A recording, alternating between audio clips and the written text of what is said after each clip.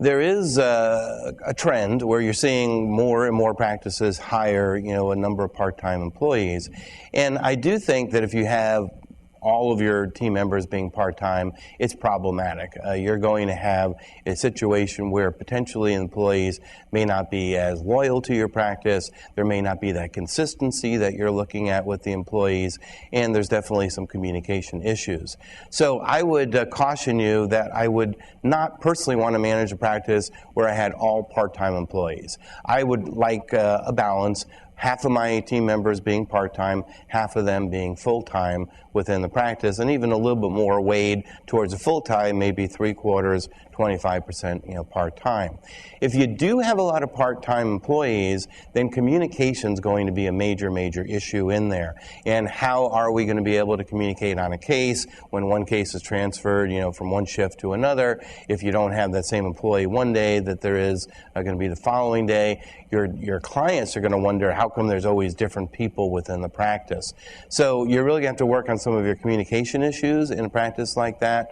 We're going to need to make sure that we have team meetings, and probably even more frequently. There's going to have to be rounds when there's a change of shifts that we're going to communicate from one shift to the other, what's going on within that practice on patient care.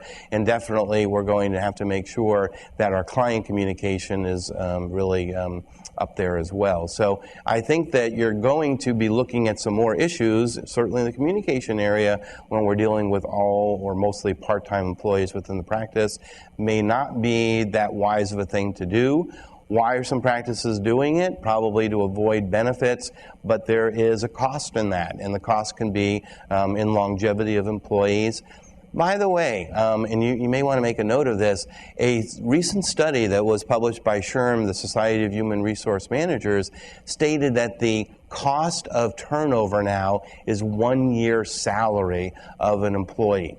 So when we have a lot of part-timers, maybe if we're not maintaining that continuity, we have a lot of turnover, that can also be costly for your practice as well.